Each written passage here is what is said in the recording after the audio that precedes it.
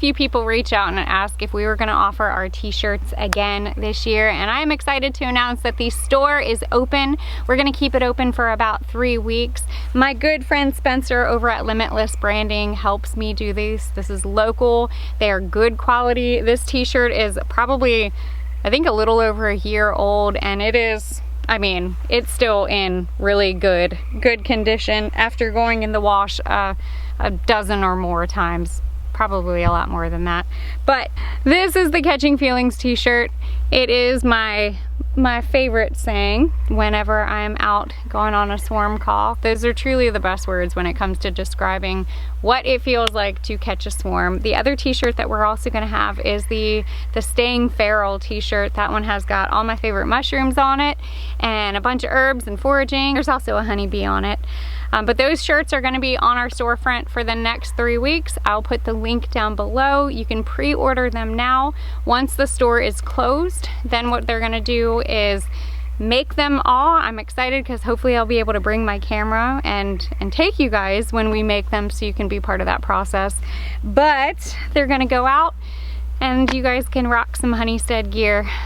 So I'm excited, but I'll put that link below. I'll also try to remember to share in the next couple of videos so we don't forget, and because I know not everybody watches every single video, but anyways, they're gonna be available.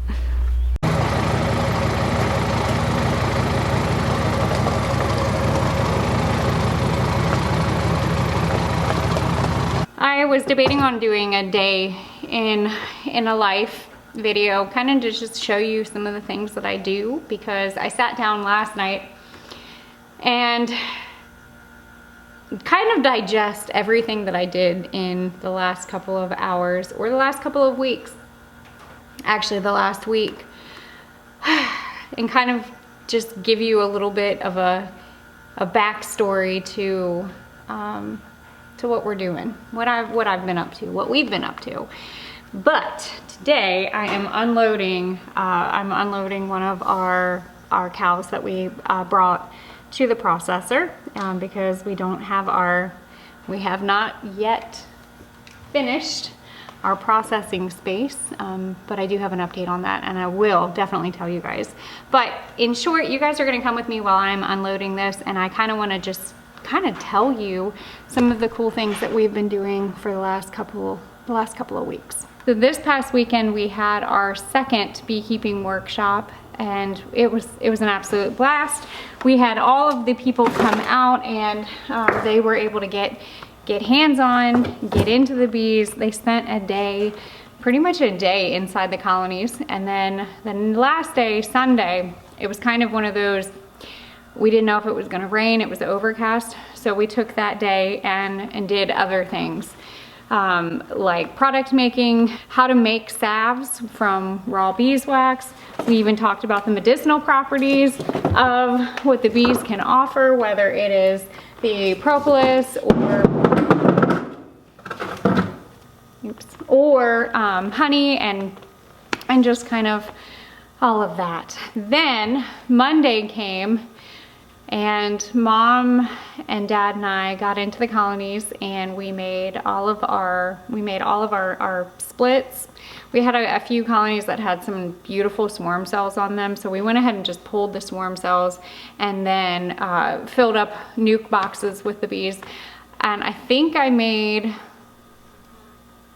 gotta count, I think I made 17. I made 17 nukes with my parents on Monday, and they were so much fun. They were so much fun.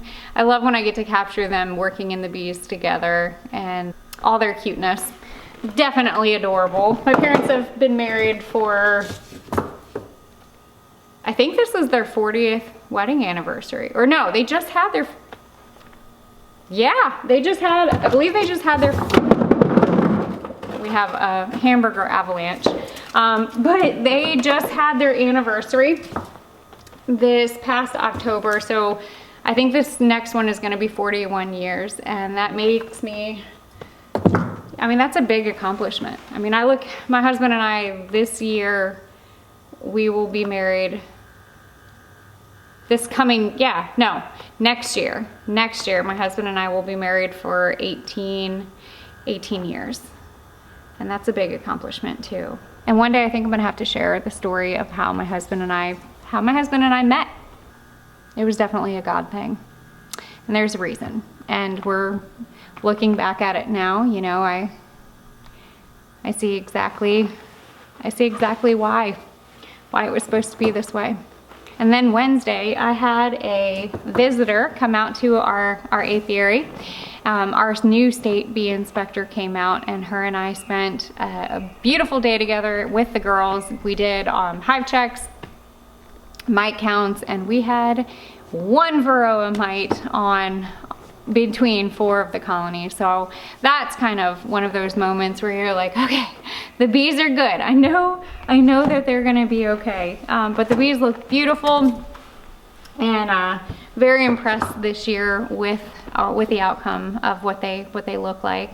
And hopefully, now that I got my letter, my stamp of approval, because when you start to sell, if you sell your nukes or bees, full colonies, or even queens, you do need to have them checked and state inspected to be able to properly sell your bees. But they're all good. So here in the next couple of weeks, we're going to be letting some of those girls go to their new homes that have people that have put orders in with me. And then it's on to the next thing.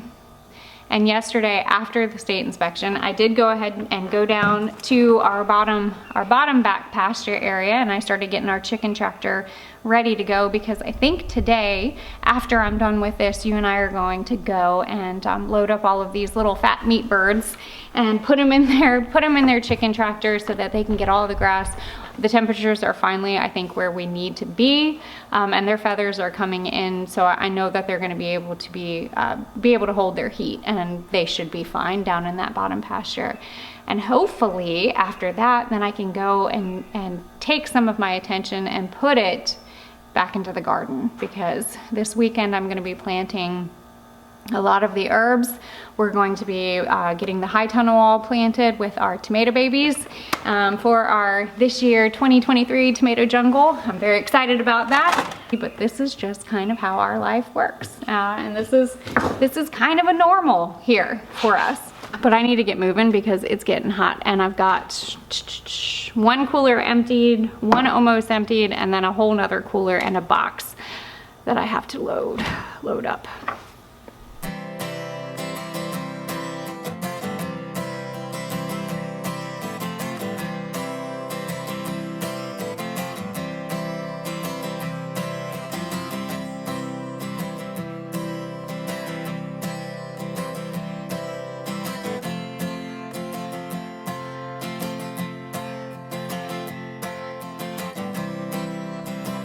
All unloaded, and so all in all, I think the hanging weight was just under, I gotta look at my paperwork, but I'm pretty sure it was like just under 700 pounds for the hanging weight.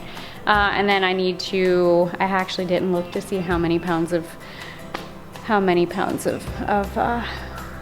beef we ended up getting. Regardless, it's a freezer full, and that's gonna feed my family for a good while.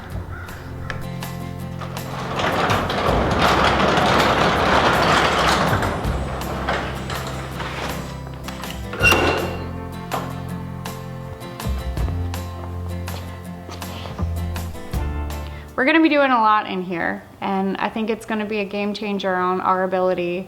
You know, my husband and I were talking, we made an appointment with a butcher like 2 years ago for this cow. And in fact, this isn't even the cow that I planned on processing. It just so happened that's how it worked. And I'm okay with that now. You know, I've had a lot of people ask me about how I can be so compassionate and caring and loving to animals that we raise here on our farm, and then know that they're going to be processed. And and I've said this from the beginning, but don't ask me how, ask me why. Why can I do this? Not how can I do this, because it is hard. It is something that, like, when you are attached and you love an animal and you grow, and I wasn't mentally prepared for this cow to be loaded up. The other cow that we attempted to load up, which we're gonna be working on that, I think, here in the near future, is fixing our setup for loading up. We thought that she was gonna go right in. Well, she turned out to be a spaz, ended up jumping the fence. I got my butt knocked down. And I told my husband afterwards, which I did not bring the camera I did not bring the camera, y'all. That's not something that I was not in the mood. I was not in the mood to film. But I think from now on, I'm gonna wear a shirt when we're loading up animals that says, "I'm sorry for what I said to you while we were loading up animals," because that is a true marriage test right there. I mean, flat out, like, complete. Anyways, so it is about asking the whys, not necessarily the hows. I'm gonna show you and take you guys, and we're gonna get these meat birds brought down into the chicken tractor, and I'm gonna show you how big that they've grown. And yes, I do have compassion for all of our livestock here. Our bees, the cows, maybe not every single cow, some of them are jerks, but you know, I do have compassion for them. I'm doing this because I know what I'm eating. I'm doing this because I know what I'm feeding my children. And as a mother, I want to give my kids the very best that I possibly can. And I have to admit that they're not perfect in what they're eating. I mean, they're teenagers. I'm trying as a mom. I mean, I cook very healthy. We eat very healthy, but there are moments. And yes, going to the grocery store and picking things, I could do better. I mean, I think we all could do better. I'm feeding 7 people in this house on a regular, every dinner basis. I mean, breakfast and lunch, yeah, we pack and we do what we can, but typically lunches are leftovers until we get sick of it. And then it goes into the freeze dryer, and then that's leftovers for another day. But for me, raising an animal for food, growing something for food, it's the same concept. It is hard. It is hard to grow a garden. It is hard to keep a garden, but it's worth it. You know, it's one of those things that you just do. I think more and more people are starting to understand and see the importance of knowing where their meat is coming from, knowing where their vegetables are coming from, and you do the best that you possibly can. The next thing that I need is a pond that we can stock with fish, and we harvest and go fish, and that's definitely on a 5-year plan, at least for me. We'll see we'll see where it hits on the job board. Let's go load up some of these baby chickens and get them to their new home.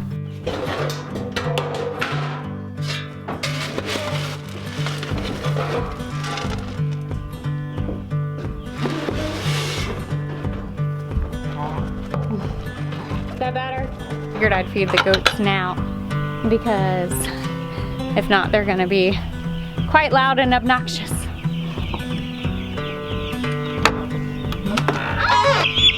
Remember how little they were? Look how much that they've grown in the last couple of weeks.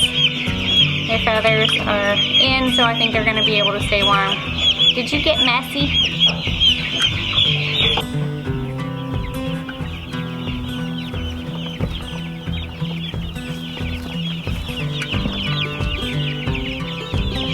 Hi.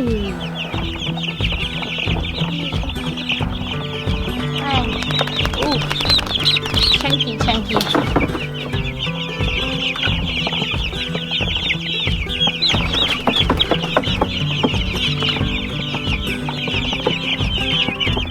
You guys ready to go to your new home? Let's go get on some grass.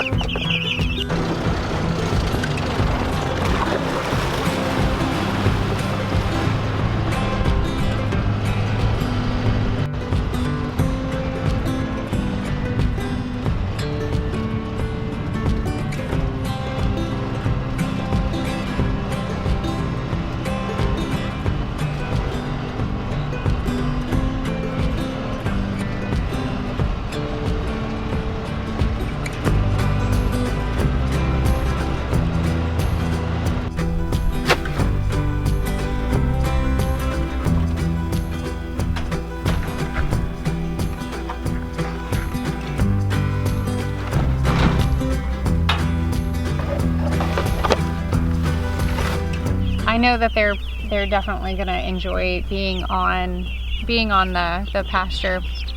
And I had all intentions on planning on moving them a little bit earlier this year. Normally I wait another week or so, but I figured it's easier. The days have gotten a lot warmer, so go ahead and just move them down here. I don't think that we're gonna have too much of an issue with temperatures. Plus it's gonna get them on the grass a lot sooner. So these guys came from Murray McMurray Hatchery, and they are I gotta look at the dates, but they're about 2 going on 3 weeks right now. This breed is the Jumbo Cornish Cross, and I noticed the last couple of times they don't get as many feathers like a traditional baby chick. So that's why they kind of look like this right now. But when you pick them up, I mean, they're like little hot little nuggets. I mean, you pick them up and they're just totally warm. So I don't think I'm gonna have too much of a problem. They have a windbreak, they've got shade.